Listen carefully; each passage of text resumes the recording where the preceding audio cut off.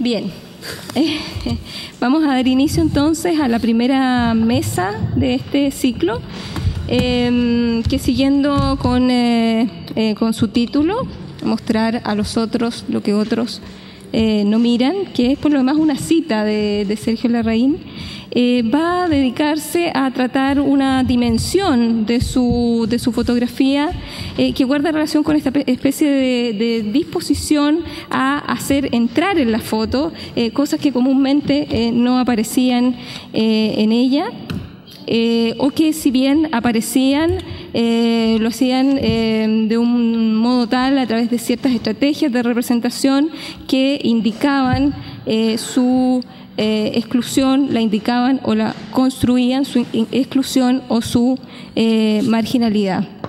Muchos de ustedes tendrán en mente ese trabajo temprano de Sergio Larraín, que es la fotografía de los niños sin casa, aquellos niños que viven en las riberas del Mapocho, un trabajo que Sergio Larraín realizó a principios de los años 50 por encargo del Hogar de Cristo.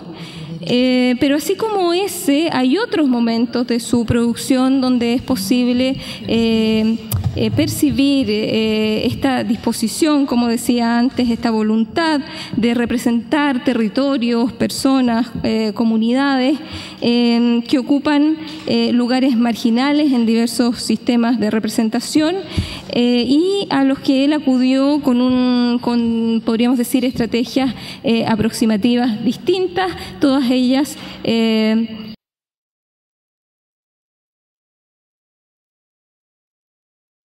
revisarlas desde distintas perspectivas. Estoy aquí con personas que no podrían ser más adecuadas para tratar estos temas. Voy a presentar de mi izquierda a mi derecha a Marisol Palma. Ella es doctora en Historia, directora del programa de licenciatura en Historia de la Universidad Alberto Hurtado. Es integrante del equipo académico del Magíster en Estudios de la Imagen y ha realizado diversas experiencias de investigación, una de las cuales vincula fotografía e historia y explora, yo diría, los potenciales de la imagen como documento de la historia. Al centro, Soledad Zárate, doctora en Historia, directora del Departamento de Historia de la Universidad Alberto Hurtado. Ella ha trabajado arduamente temas relativos a la historia social chilena, a la historia de las relaciones de género, de la salud pública y de la medicina. Y a mi lado, Pablo Walker. Él es sacerdote jesuita, muchos de ustedes lo conocerán, es capellán del Hogar de Cristo, es también, puedo decirlo, artista visual y, bueno, me comentaba hace algunos momentos que se define también como un aspirante a ser humano. Yo considero, puede ser un dato relevante también en esta mesa. Dejo entonces la palabra en primer lugar. Vamos a hacer las presentaciones y según cómo estemos con el tiempo, vamos a estimar cuando cuando terminen los ponentes si podemos dialogar un poco y escuchar algunas preguntas de ustedes. Entonces dejo en primer lugar a Soledad Zárate, quien va a presentar un retrato de la pobreza en Chile de los 50. Bueno, muchas gracias. Gracias a Ana María por la invitación. Como le comenté a ella en su momento, mi conocimiento de la obra de Larraín no es ningún conocimiento erudito ni de un especialista en el ámbito de la teoría de las imágenes. Sin embargo, la propuesta de este seminario, mostrar lo que otros no miran, es una invitación a la cual quizás puedo contribuir desde la historia a través de un par de reflexiones sobre la pobreza chilena en los 50 y la mirada que yo creo que Larraín nos ofrece y que es una fuente para entender esa pobreza. Voy a darles algunos datos. Los historiadores nos gustan los datos, los necesitamos. En los 50 Chile tenía tres grandes ciudades que podemos imaginar, ¿no? Santiago, Valparaíso y Concepción. Pero concentrándonos en Santiago, si bien no es, Larraín en ese sentido es bastante más amplio que Santiago, Quiero contarles que la principal ciudad del país en los 50 aún no contaba con una cobertura mínima de servicios básicos como alcantarillado, agua potable. Recibía una inmigración consistente y permanente de hace un par de décadas que engrosaba su periferia, ¿no? Lo que en la época se va a empezar a llamar las poblaciones callampa. En los 50, Santiago era una ciudad con olor a industria, a tráfico. Yo creo que podemos empezar, perdona, no te había dicho, las imágenes. Tenemos algunas imágenes del 50 que no son de Larraín, sino del Museo Histórico y de Memoria Chilena. Santiago ya era particularmente ruidosa, pero también era una ciudad con olor a miseria, que albergaba el olor, y estoy concentrada en eso pensando en lo que les quiero proponer, de la ropa húmeda, el olor a la basura, el olor a las enfermedades y también el olor a la muerte. Olores y colores que se mezclaban de una manera que en el Santiago de hoy, profundamente segregado, nos hacen pensar que esos olores han desaparecido por completo. Y eso solo hace 60 años. Algunas cifras. En el 52, Chile tiene casi 6 millones de habitantes y aún el 25% de la población es analfabeta. En 1950 mueren 153 niños de cada 1000 niños que nacen.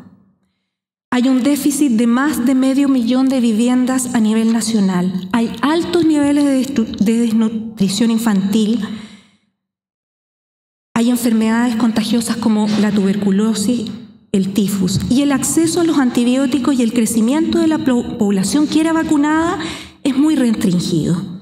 Hay un alto costo de la vida y la vagancia infantil es un hecho vívido, gráfico. Puedo decirles que Santiago en esa época, en los 50, las cifras más optimistas nos dicen que hay entre 7.000 y 10.000 niños que vagan, que no tienen familia conocida. Para quienes han desarrollado una especial sensibilidad respecto de los muros de la pobreza urbana, leyendo a nuestros escritores, examinando a nuestros artistas, escuchando a nuestros músicos, es posible que muchos rasgos de la pobreza de mediados del siglo XX no les resulten muy diferentes de la que padecían los chilenos a principios de siglo. Por favor, ¿puedes avanzar un poco? Estas son las imágenes para que vean que Santiago no es solo pobreza, hay algo que tiene que ver con lo que dije antes, el tráfico. La siguiente, por favor. La siguiente. La siguiente. Les decía, ¿cuál puede ser la pregunta entonces? ¿En qué radicaba la diferencia de la pobreza de los 50 de esta, que es los 20? La siguiente, por favor. O esta, que son imágenes de principios del siglo XX. Y la siguiente. Una familia santiaguina. Yo les quiero proponer una lectura de cuáles podrían ser esas diferencias. A principios del siglo XX se hablaba de la cuestión social. Se decía que no era posible más ya ocultar la pobreza urbana. Y la pobreza urbana de principios del siglo era la consecuencia más vívida de un capitalismo temprano, del hacinamiento urbano, de las enfermedades, de la falta de trabajo. Y la mayor parte de las soluciones que se ofrecían a principios de siglo era la caridad. El instrumento para revertir la pobreza era el gesto caritativo, ¿no? Pero en los 50, y puedes avanzar por favor, Bárbara, aquí también tenemos otras imágenes de principios del siglo XX que nos pueden servir para comparar, ¿no? Las de Larraín. Y la siguiente, la dejaría ahí. Aquí es donde quiero plantearles y lo que yo creo que es un potencial tremendamente explicativo de la obra de Larraín. Para los 50, las fuentes nos dicen que la pobreza había cambiado. Y yo les quiero ofrecer algunas pistas y por qué creo que Larraín es precisamente una fuente para conocer esos cambios. Primero, en los 50 era diferente quienes retrataban la pobreza. Era un retrato más bien rebelde, era un retrato de las escenas de la miseria, en donde no solo se quería mostrar su decadencia, su barbarie, sino que también se quería documentar por qué era así, ¿no? Para aquellos, para los que la empiezan a mostrar en los 50, no solo me refiero a Larraín, lo importante era mostrar también la injusticia que había detrás de ella, ¿no? Segundo, las condiciones sociales y sanitarias en que vivía la población más desfavorecida de los 50, ya no era solo una preocupación de las élites, del partido, de la iglesia o de los intelectuales. El registro de quienes nombraban la pobreza, que la retrataban, la investigaban, la contaban, habían estadísticas, era de un grupo mayor, era de profesionales de la salud, era de los profesores, era de los observadores de distintos rangos. El repertorio de quienes estaban pensando la pobreza y que querían explicársela ya no eran 3 o 4 personas de principio del siglo XX. El consenso entonces era qué hacer con ella, cómo frenarla para conseguir ese ansiado desarrollo más inclusivo. Es aquí donde yo creo que hay una interesante respuesta, porque la pobreza de esa época, la que retratan el profesor de la escuela pública, los policías de las calles durante el atardecer, la pobreza de las riberas del Mapocho, de los basurales del barrio de La Chimba, las de las maternidades del Salvador o de José Joaquín Aguirre, donde 2 o 3 mujeres compartían un catre a la espera de ser asistidas en el trabajo de parto, el raquitismo, el hambre de los pequeños niños que componían familias numerosas, tenían a otras personas que querían explicar por qué. ¿Qué es lo que se quería explicar? Y es aquí donde yo creo que hay un potencial explicativo. Los 50 muestran que la pobreza ya no es un designio de Dios. No es la voluntad de Dios la que quiere esto, sino que la pobreza, y aquí te pido si puedes avanzar, la pobreza es producto de la voluntad humana, es producto de las condiciones sociales que nosotros, ese nosotros en los 50, hemos creado. Es producto de un sistema económico, de la explotación, del desarraigo, de la inmigración. Que la gente más pobre no se bañe no es solo porque no quiere, es que no puede, no tiene con qué. Por lo tanto, quienes están contando la pobreza en los 50 están diciéndonos, mira, este es el diagnóstico y el camino no es la resignación. Para los más radicales se trata aquí de un sistema que hay que transformar y por eso hay que esperar a la década siguiente cuando surgen los grandes proyectos políticos que toman como bandera de lucha la pobreza y ofrecen soluciones radicales. Pero para eso hay que esperar. Las imágenes de Sergio Larraín de esta época, como ya pudimos apreciar los que ya la conocen, ¿no?, retratan parte de ese pasado, de un pasado no conformista, no condenatorio. Dan cuenta que con firmeza que la pobreza tiene rostro y que es profundamente humana y que la hemos creado nosotros. No es un castigo de Dios. No es la voluntad divina la que quiere perpetuarlo. Pero también quiero mostrarles que ese camino que están mostrando las fotografías, los ensayistas, no es tan definitivo, porque es mixto, porque hay algunos que siguen creyendo que Dios o las instituciones que se preocupan por los más pobres deben hacer algo. Y aquí es donde también entra Larraín, ¿no? Porque los 50 es una bisagra transicional. La pobreza no es un destino, un designio de Dios, pero sigue siendo un objeto de la caridad. ¿Y por qué les digo que entra Larraín? Porque Larraín, el Hogar de Cristo, la Fundación Mi Casa, le encargan, en lo que yo estimo una gestión muy racional, muy interesante, porque le piden a él, ayúdanos a mostrar esto en la imagen, si quieres, si puedes volver a la imagen del diario. Esa, gracias. Estoy terminando, ¿no? ¿Estoy bien? Le piden a él que le aporten, ahí las imágenes son las que están en el libro, ¿no? Pero ahí están, quería mostrarles más bien el fetichismo, ¿no?, de los historiadores que nos gusta ver las cosas, ¿no?, la fuente. Lo que le está pidiendo estas instituciones a Larraín es que refuercen que aún existe pobreza y que necesitamos la ayuda de otros, necesitamos la colecta. Y estas imágenes imágenes en un diario en los 50 tienen poder. Es el mercurio. Tienen más poder de lo que podría tener un libro con una circulación más restringida, porque tiene el poder de documentarla y porque estas imágenes están acompañadas por lo que yo creo que es la fuerza que tienen las imágenes de Larraín, que están también, que tienen que ver con su propia historia, ¿no? Él proviene de una familia que está muy lejana de este mundo. No en vano, entonces, las imágenes que el Hogar de Cristo le encargan a Larraín para que acompañen la colecta del 53, lo que buscan es conmover, no compadecer. Quieren conmover al otro.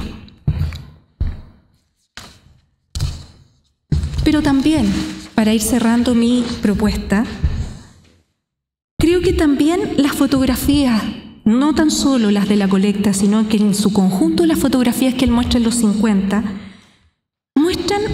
transmiten un aspecto muy ambivalente por lo interesante, no porque no tome una posición, que también me parece muy transicional de la época.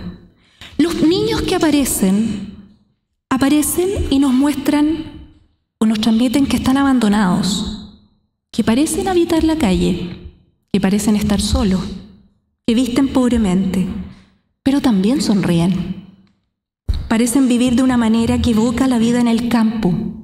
Y eso es un hallazgo interesante, porque lo que Larraín, por lo menos para mí, transmite es que Santiago está dejando de ser una aldea, pero hay algunas partes, hay algunos lugares, hay algunas personas que siguen viviendo a pata pelada.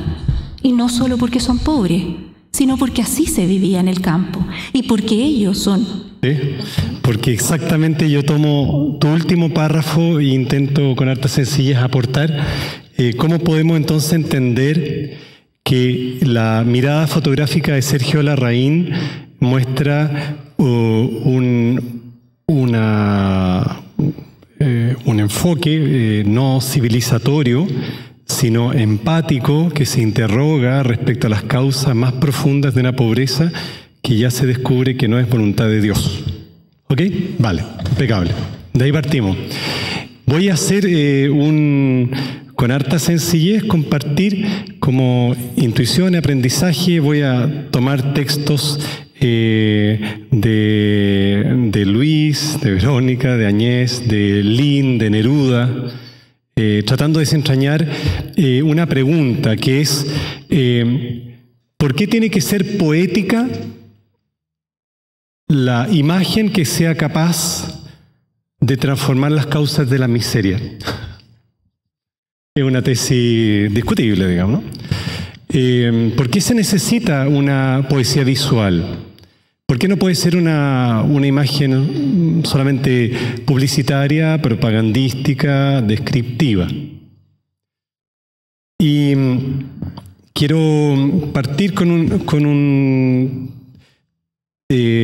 texto que cité ayer cuando inauguramos esta muestra, que está tomada del Evangelio de Mateo, que es uno de los más enigmáticos de todo el Evangelio, da harto caldo de cabeza a los exegetas. Dice: si tu ojo está sano, todo tu cuerpo está lleno de luz. Si tu ojo está enfermo, todo tu cuerpo está lleno de oscuridad. Aristóteles había dicho que el amor comienza con la mirada. Y nosotros sabemos que el desprecio también puede comenzar con la mirada. Y si el desprecio comienza con la mirada, también puede comenzar la exclusión. Y hoy día ya sabemos que pobreza y exclusión son casi sinónimos. Exclusión o autoexclusión. Entonces, arriesgo una tesis: la pobreza como una creación de la mirada. Es una manera de mirar que empobrece o me empobrece.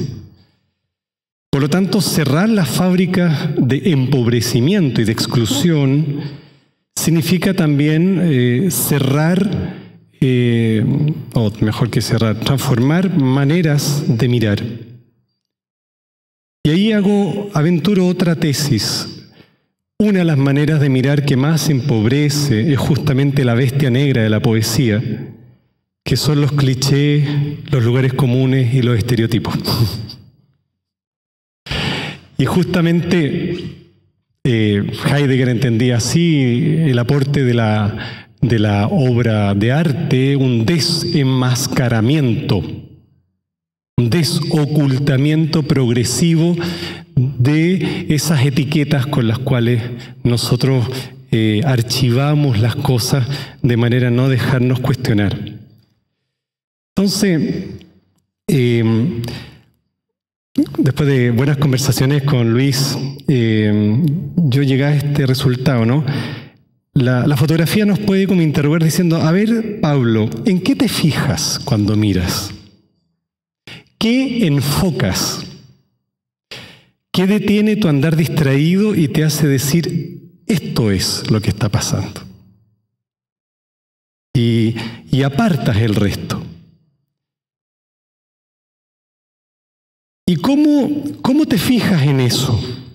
En los dos sentidos de cómo te fijas, es decir, ¿por qué te fijas en ese detalle visual y no en otro? ¿Qué nos estás diciendo al enfocar y darle mayor nitidez a una mosca y dejar, qué sé yo, disuelto, vaporoso el resto de lo que está ahí? Y por otro lado, preguntarte, ¿y qué medios formales, poéticos, usas para ir hasta las últimas consecuencias de ese foco, incluso para poder compartir con otros lo que ese foco despierta en ti? Ese foco visual despierta en ti. Van Gogh decía que el arte es el hombre agregado a la naturaleza, ¿no? Entonces, lo real, pero con un aspecto que el artista pone de relieve y que ese aspecto ilumina, desenrolla, redime, decía él. Y en este oficio poético, todavía no me llevé a Chamudes, ¿por qué no? En este oficio poético sí hay una racionalidad. Los franceses tienen una expresión, cuando una persona es muy vaga y errática, dicen c'est un poème, ¿no? Es como divaga por ahí. Pero créanme que no todo poeta es una veleta. Y que hay una racionalidad que indaga en el misterio de la existencia humana y de la nobleza de la dignidad humana, de la autenticidad de las verdaderas relaciones humanas, de las preguntas que tienen derecho a existir. Bueno, ahora, el material con el cual este poeta trabaja es enfoque, jerarquía de las cosas que están nítidas y de las cosas que están difusas, tiempo de obturación, cuánto tiempo pasa, como me enseñaba Luis, entre la C y la K del clic, a ver si yo puedo registrar algún desplazamiento del objeto, el encuadre, para eso usaba el rectángulo en la mano, y ese encuadre normalmente revela algún punto de vista, alguna perspectiva elegida. A Larraín le gustaba tirarse al suelo para encuadrar. Y una gama de tonos, grises, negros, blancos. Bueno, esta como alquimia que el fotógrafo usa, en este caso, será capaz de provocar algo, despertar algo. La profundidad de lo simple puede ser. Vamos a ver qué es entonces lo que despierta en nosotros. Vamos a nuestro amigo. Bueno, esta fotografía, yo no sé nada de Marco Chamudes, pero este es uno de los fotógrafos que en ese tiempo suenan en ese contexto. Él fue diputado del Frente Popular por el distrito de Limache, fue expulsado del Partido Comunista, Neruda trató de convencerlo de que volviera. En la Segunda Guerra Mundial fotografió los campos de concentración, trabajó, según dice Wikipedia, en la agencia Magnum. Aquí me dirán si estoy mintiendo. ¿Falso? Falso. Ya tengo un aporte para Wikipedia, qué bien. Y bueno, él tiene una foto bien emblemática, no la puse acá, la efigie del minero boliviano. La pueden buscar en internet para la exposición de Family of Man. Pero lo que encuentro interesante es que al mirar esa foto, yo miro no como ningún experto, sino como un hombre que mira nomás. Digo, bueno, esta foto efectivamente pareciera tener esa mirada de la que tú nos hablabas, Soledad, ¿no es cierto? Una mirada que decía, con la expresión que usaste tú, civilizatoria. Yo miro esta frase de niña, esta imagen que es de niñas de Paipote, ¿sí? De Chamudes, y yo recuerdo la frase de un expresidente nuestro: las instituciones funcionan. Quiero mostrarle ahora como contraste, porque uno podría decir, eso es lo que yo quiero mostrar, que la persona que sufre pobreza tiene la solución en las instituciones. Y lo que necesitamos son poderosas instituciones.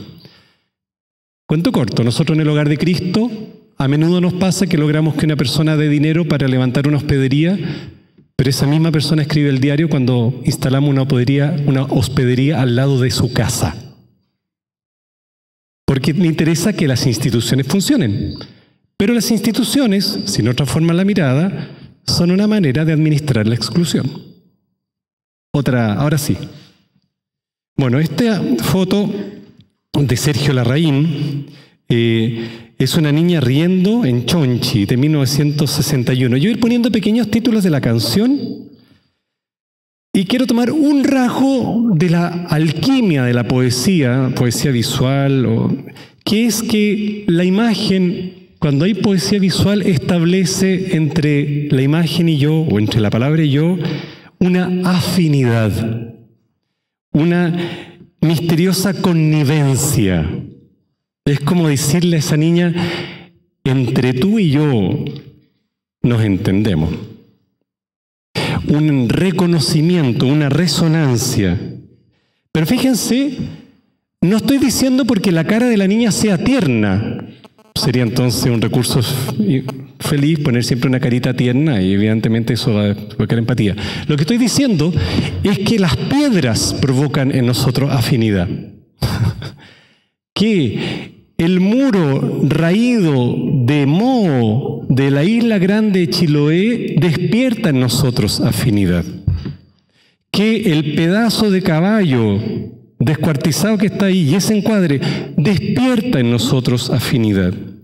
Que esa no es la fotografía de una niña institucionalizada, sino que es un temperamento, que es una personalidad, que son raíces campesinas, que tenemos que descubrir poco a poco. Y porque la poesía, o sea, la fotografía de Sergio Larraín está llamada a ser descubierta poco a poco. Aquí me acuerdo entonces de Neruda, ¿no? Voy a contarte en secreto quién soy yo. Así en voz alta me dirás quién eres. Quiero saber quién eres, cuánto ganas, en qué taller trabajas, en qué mina, en qué farmacia. Tengo una obligación terrible y es saberlo y saberlo todo.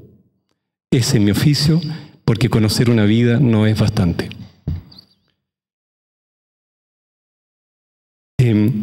Aventuré una frase loca, ¿sí? Que tiene que ver con que la poesía funciona con metáforas, tremendo hallazgo. Bueno,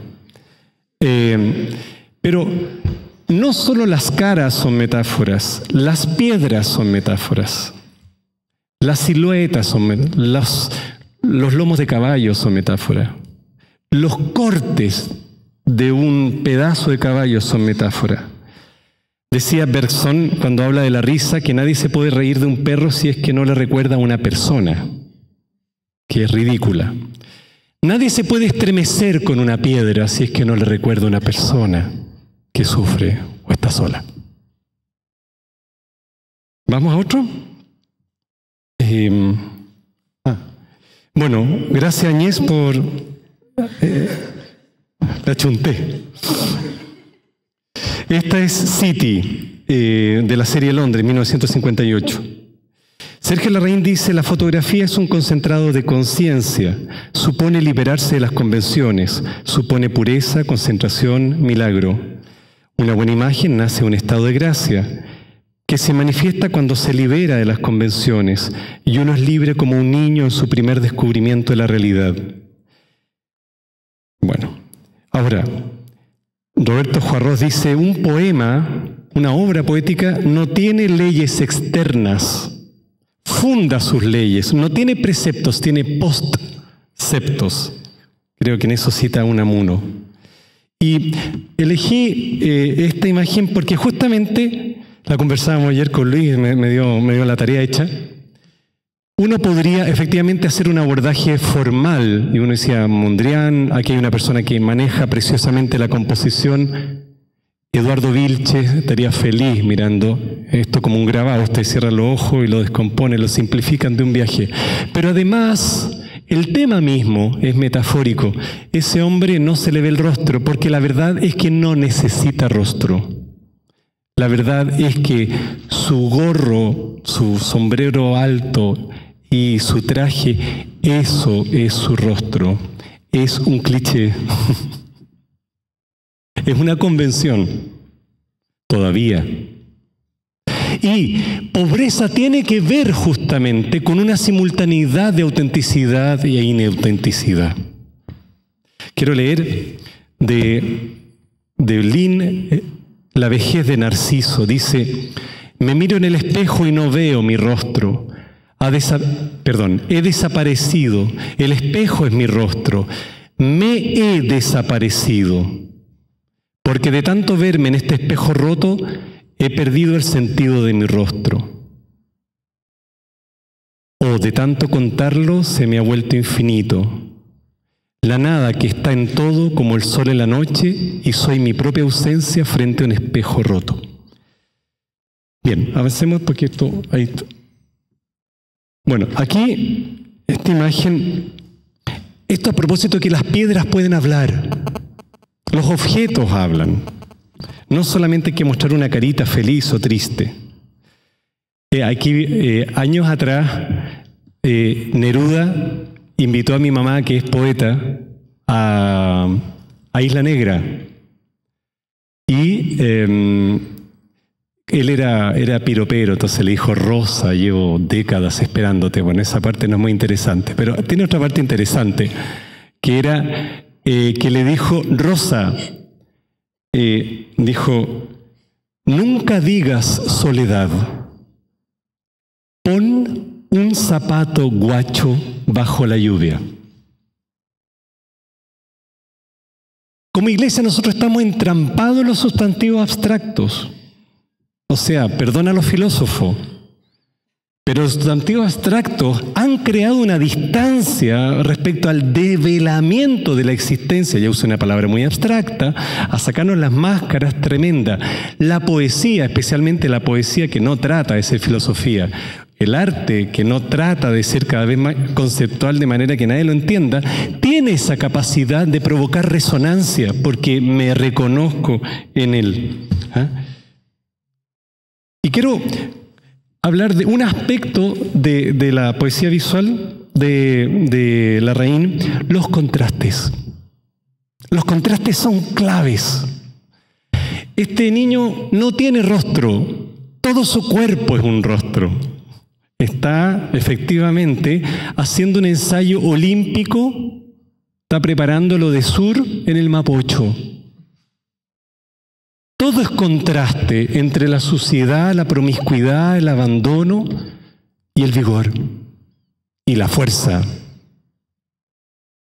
Entonces, hay esta como sorprendernos de que las cosas no son obvias, que queda desentrañado en una manera de mirar la pobreza que tiene que ver con fuerza, vigor, promesa, no con estereotipo institucionalizado. Démosle eso. Bueno, es otra imagen que la que yo quiero resaltar lo mismo. Quisiera hacerle un homenaje a Roberto Juarro. Efectivamente, nuevamente, la composición es clave. Son grandes planos que son necesarios para que la persona, pobre, entre comillas, sea puesta entonces en una perspectiva de dignidad, de ensanchamiento, no en una perspectiva de encierro.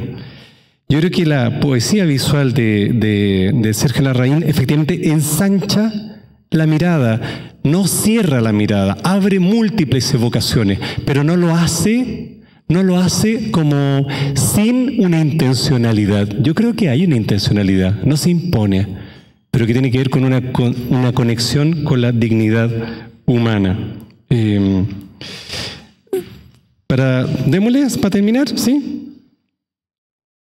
Esta fotografía, 3 niños caminando, bueno, esto es, bueno, no puse el título, me hace un guiño porque se parece harto a la camioneta del Padre Hurtado, perdonen lo autorreferente, ¿no?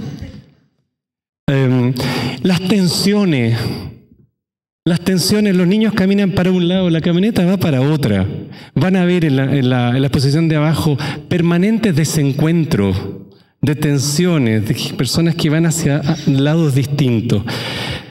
La pobreza tiene que ver con que esas orientaciones que no se encuentren tengan un punto de convergencia, de conexión, el poder efectivamente conectarnos.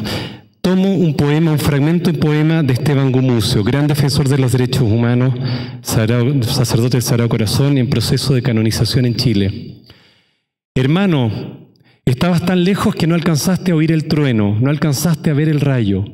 Dormías cuando la tempestad vino sobre nosotros y destruyó nuestra vivienda. Y después dijiste desde el interior de tu confortable morada, pero si no hubo trueno, no hubo rayo, no hubo tempestad. Roberto Juarros dice, la poesía es la más alta forma de la sinceridad humana. No busca el recurso fácil de las respuestas, sino algo mucho más importante, la imposibilidad de la respuesta y la necesidad de presencias creíbles que nos acompañen. ¿Digamos? ¿Sí? Y por último, esta imagen con la que quiero terminar. Hay algo que es precioso de la poesía, es que resignifica los objetos, los contagia. Después de que ustedes se vayan acá, van a ver muchas rejillas en la vereda. Esas rejillas quedaron larrainizadas. Ese es el rol del poeta. Contagiar con un vestigio que él ha destacado los objetos que nos van a seguir acompañando en los circuitos.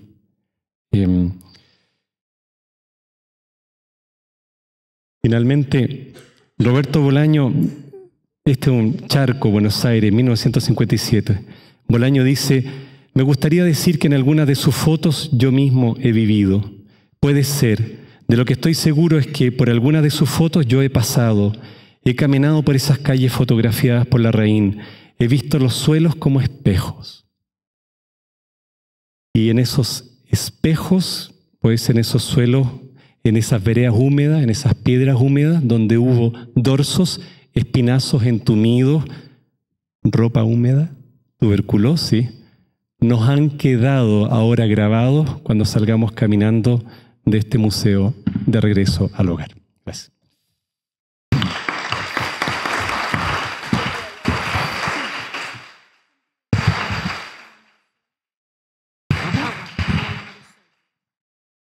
Muchísimas gracias, Pablo. Escuchamos de inmediato a Marisol Palma, Dimensión etnográfica en la fotografía de Sergio Larraín. Aló, aló, ¿se escucha? Sí. Hola. Muchas gracias. Un placer de estar aquí. Realmente un día, una semana importante. Tampoco soy larrainóloga. Bueno, después de esta semana yo creo que sí. Después de, ¿no? Y gracias por estas maravillosas 2 ponencias que dan una mirada que me parece muy interesante a la hora de pensar la variedad realmente de posibilidades de ver estas imágenes. Yo lo tomé hoy día, esta mesa, desde un poquito otro costado, y voy a llegar igualmente a lugares también comunes a los que han mencionado los colegas, que tiene que ver con esta dimensión etnográfica de la fotografía de Sergio Larraín, y voy a contarles un poco de qué se trata este ejercicio que hice.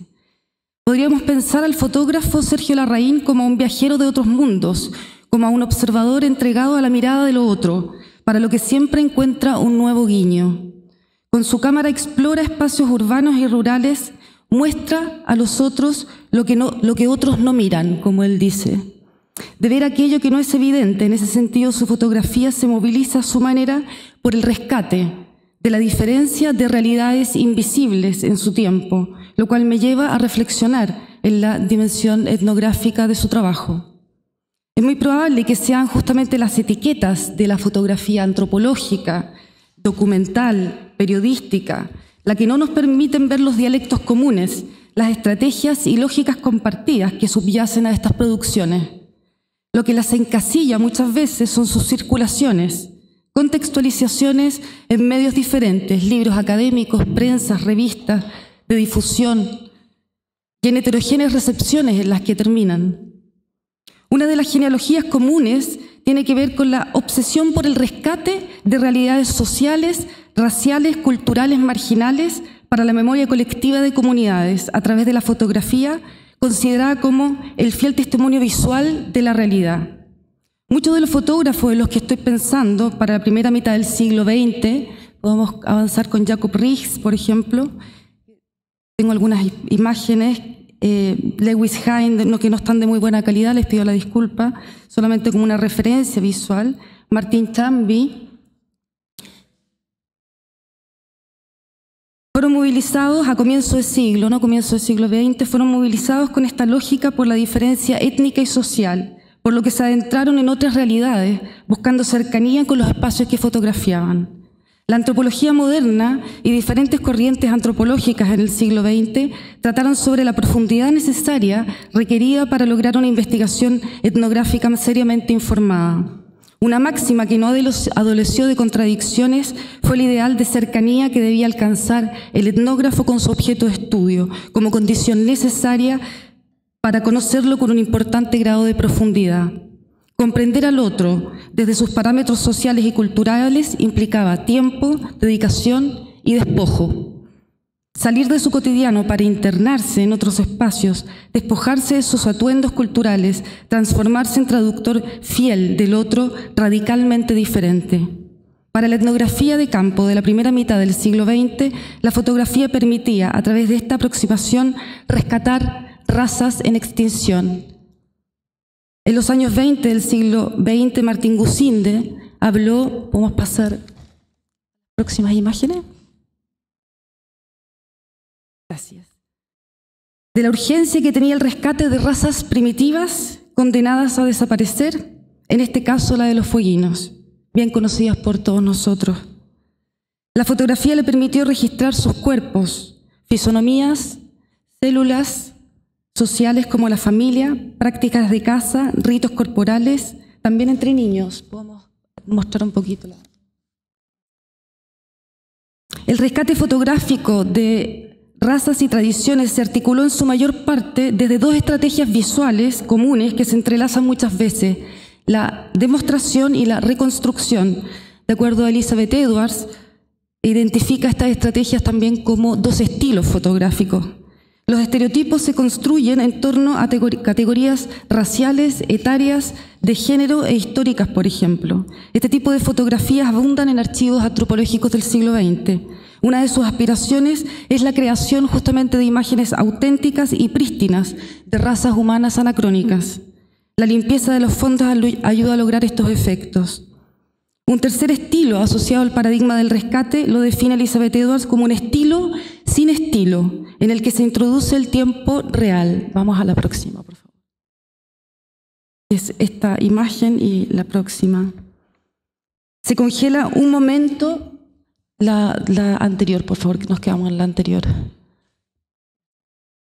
En este tipo de imágenes que son más escasas, se congela un momento del fluir social por la posición desde donde observa el fotógrafo.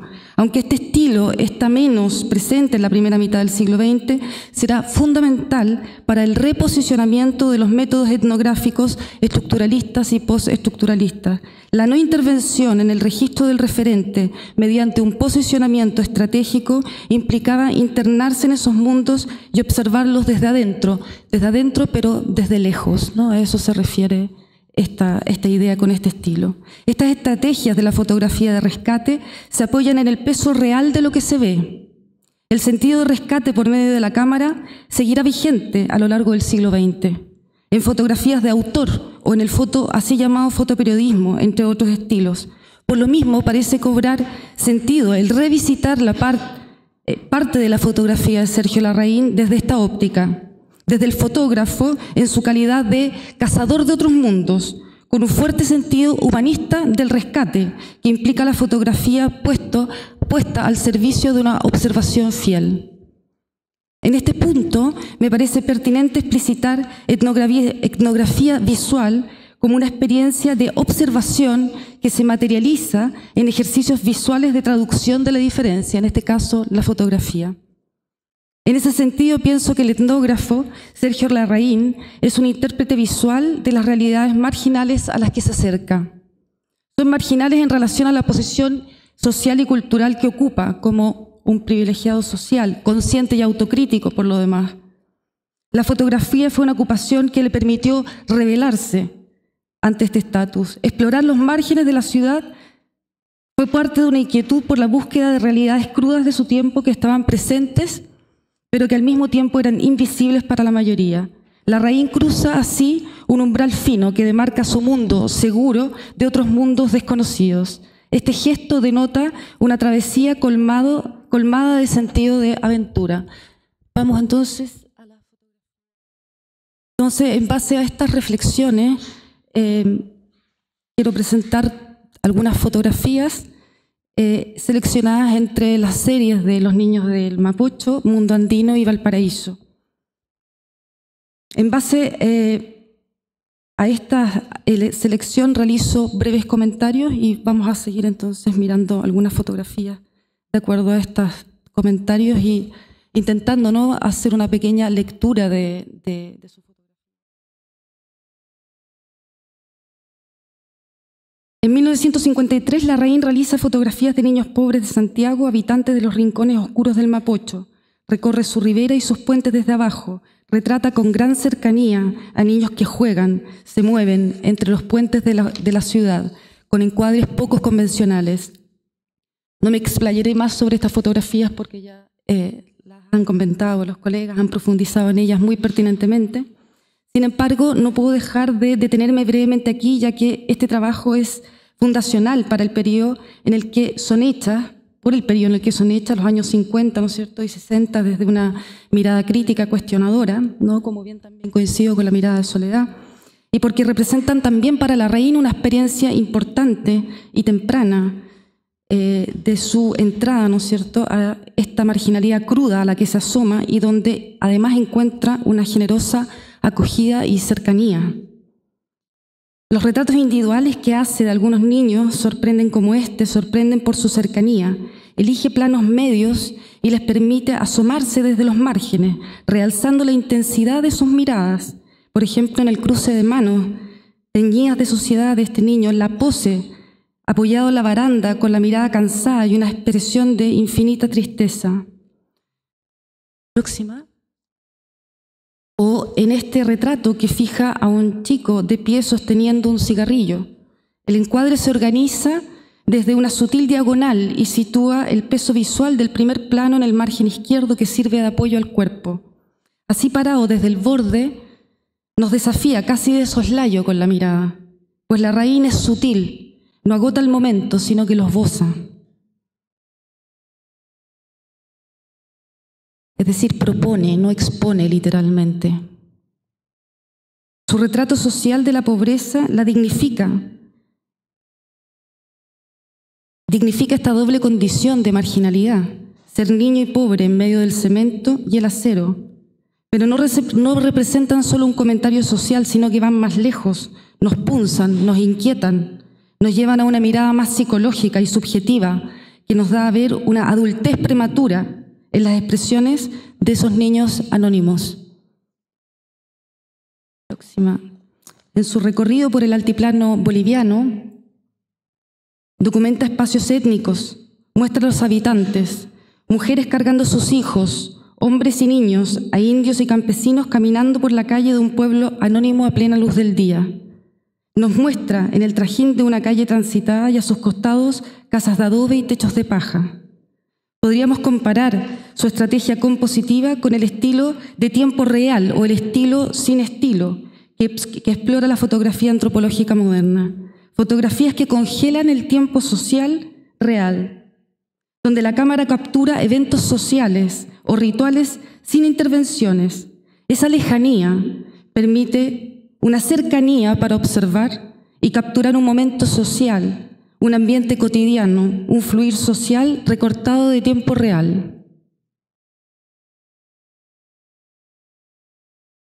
El fotógrafo Sergio Larraín se sumerge en los espacios que visita desde ángulos y posiciones que le permiten observar sin ser observado. La calle, las intersecciones, los encuentros y desencuentros, la soledad, el anonimato.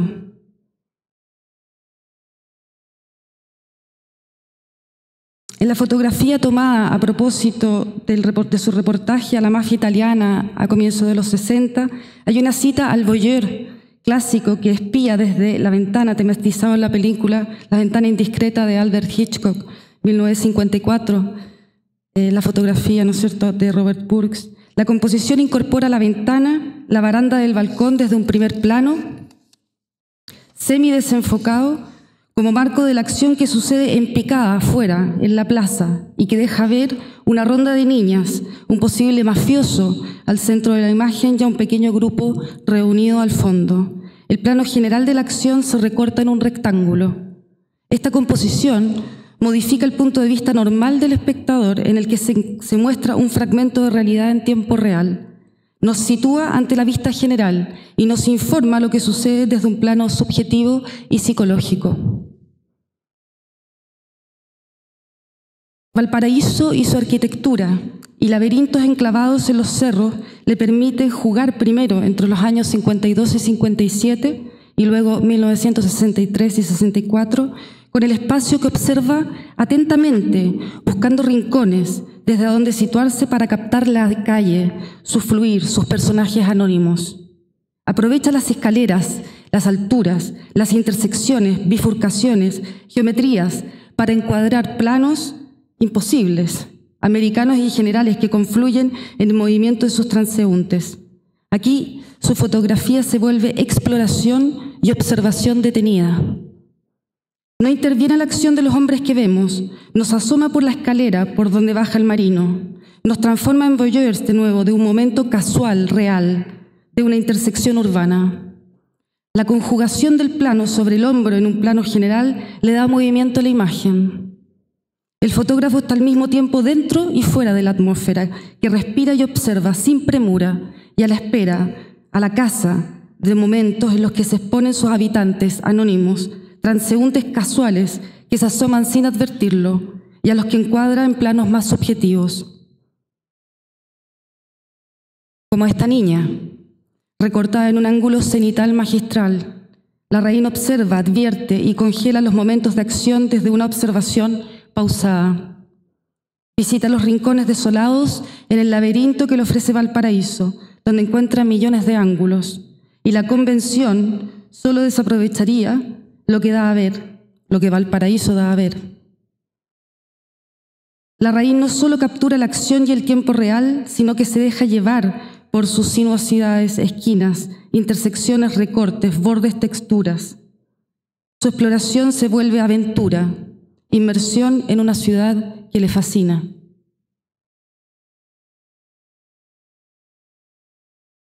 Su transitar transmite una compenetración con el espacio en el que juega con su presencia y ausencia detrás de la cámara.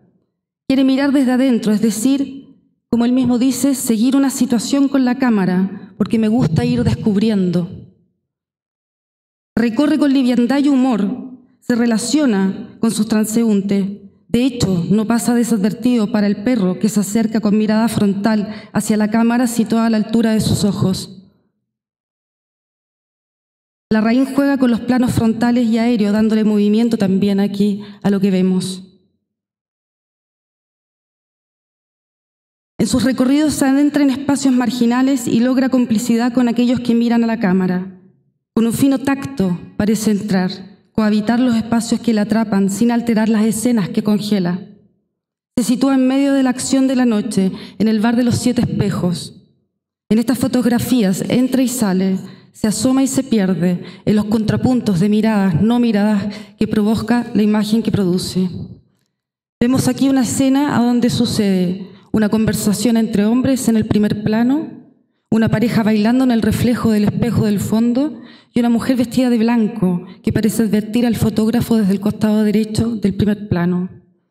De hecho, su mirada es ambigua en el plano general que la introduce hacia un interior abigarrado en el que se nos pierde. La raíz está y es al mismo tiempo invisible. La noche y la acción continúan en el bar, sin cortes, en un ambiente interior menos iluminado, a donde destaca la madera y los entampados floridos de tapices, fundas y cortinas. La imagen se urde en intersecciones de miradas y yuxtaposiciones de situaciones, puestas en diálogo con la mirada que congela en el momento sutil de una posible complicidad con el fotógrafo. La raíz está ahí, inmerso en la acción nocturna, captando situaciones, miradas, risas, momentos, complicidades entre desconocidos.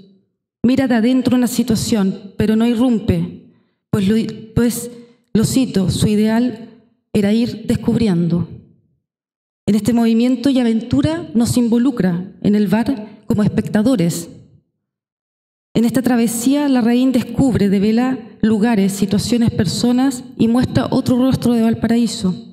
Con sutil fineza entra y transita por los espacios que le interesa y motiva a fotografiar. La experiencia de observación tiene que ver con Sergio Larraín, con una profundidad de la mirada en espacios ajenos, desconocidos, que le hacen sentido desde una sensibilidad traspasada por un fuerte sentido humanista y poético.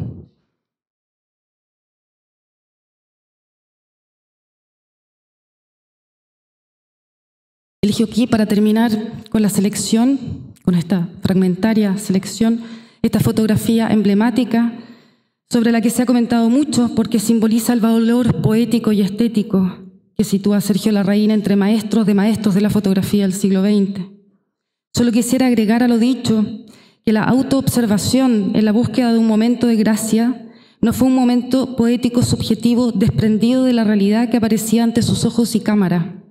Esos momentos de calidad estos momentos de calidad que merecían obturar la cámara, los encontró Larraín en la interacción, en el viaje, en la travesía, en el movimiento de una ciertamente sutil honestidad, sentido del humor e interés genuino por otros mundos cercanos y lejanos a él. Larraín amaba la fotografía y fue fiel a ello. Su fotografía es prueba de ese amor, que no es solo egocéntrico, sino profundamente audaz e involucrado con el mundo que contempla. Del breve recorrido fragmentario que acabamos de ver se identifica una etnografía errante de espacios sociales marginales que amerita nuevas discusiones. La genealogía del rescate nos permitió observar diferencias importantes con los estilos fotográficos de comienzos de siglo, como más literales la demostración y la reconstrucción, mucho más literales e intervenidos, de lo que el mismo Sergio Larraín se propone en su fotografía.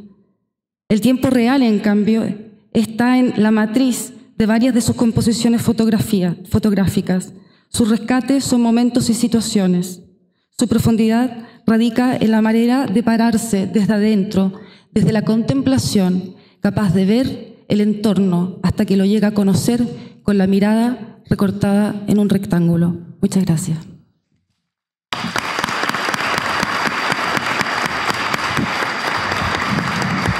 Bueno, muchas gracias. Quiero agradecer enormemente a estas dos historiadoras, a este sacerdote jesuita, que hayan tenido la disposición de aceptar el desafío de salir de sus actividades habituales, de sus temas habituales, para venir a mirar estas imágenes con todo lo que ellos saben y con todo lo que hacen. Yo considero que personalmente que el encuentro de estas imágenes con estas miradas ha dado un resultado extraordinario que nos ha permitido ver mucho en ellas.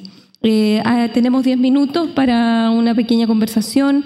Si alguien quiere intervenir, me imagino que más bien surgirán comentarios, ya que estas son lecturas las que han sido propuestas, de modo que me imagino que preguntas así propiamente tal no se van a dar, pero a lo mejor sí algún comentario. Dejo abierta la palabra entonces. ¿Sí? ¿O Oh.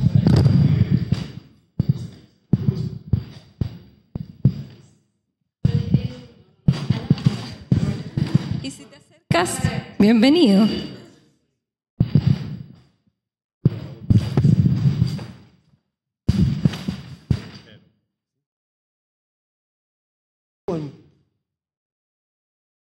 Breve.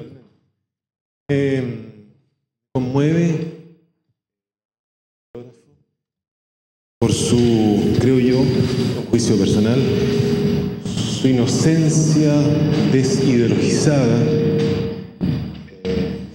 genio del encuadre, que hace que cuando uno está, o sea, cuando él fotografía a los niños del Mapocho, no es una descripción, no es una descripción. Lo que a mí me provoca es que yo estoy con ese niño, con esa niña que se ríe, yo estoy jugando con esa niña. Eso me parece notable y es lo que a mí más me conmueve de él.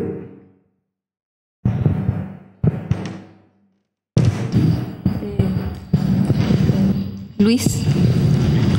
Sí, bueno, darle las gracias. Para mí, yo sé un poco de él, pero me abre horizontes enormes escuchar las opiniones de ustedes, porque efectivamente veo además en estas imágenes que aparentemente son tan simples una complejidad tan grande. Y encuentro que esta capacidad de la fotografía de acarrear múltiples significados es lo que le confiere este grado de universalidad, digamos, ¿no? Entonces, que ocurre que justamente de las mismas imágenes de repente que hemos visto podemos sacar lecturas diversas que se van complementando, que en ningún caso niegan la anterior. Y creo que de algún modo esta universalidad quizás de él, o quizás su gran talento, es que nos permiten abordarlo de tantos lugares distintos y siempre seguir extrayendo capas de información.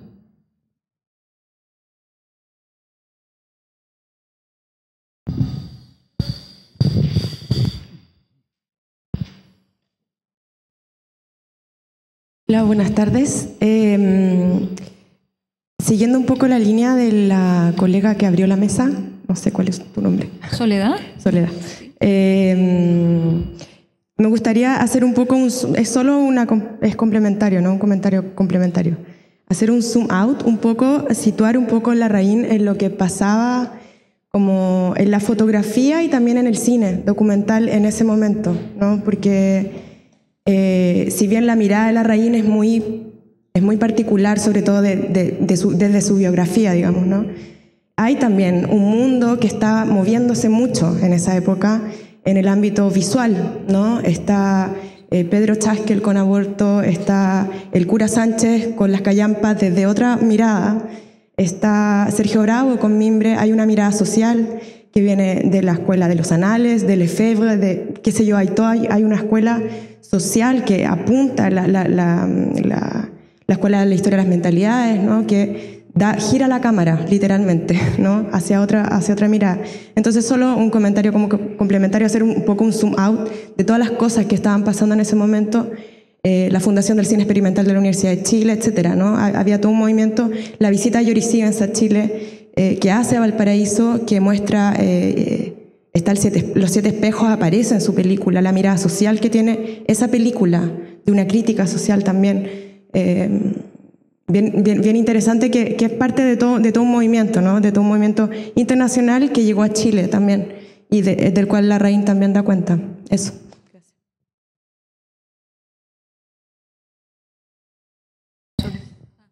No, solo decirte que tienes mucha razón y que efectivamente uno en 15 minutos no puede dar cuenta de eso, ¿no? Pero quizás lo que nos puede convocar acá es que estamos celebrando la recuperación de un fotógrafo y que puede sumarse a esa corriente, ¿no? Pensé mucho, me acordaste, ¿no? Chaskel es clave porque está tocando la misma tecla, ¿no? De por qué nos pasa esto.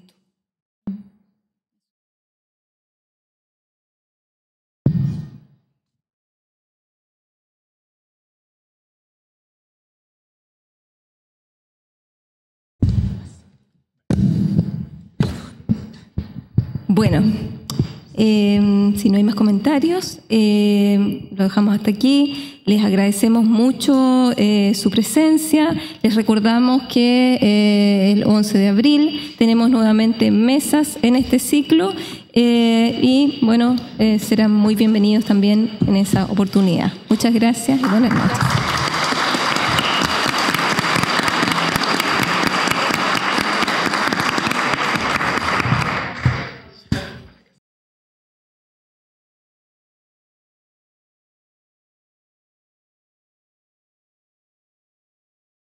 Gobierno de Chile.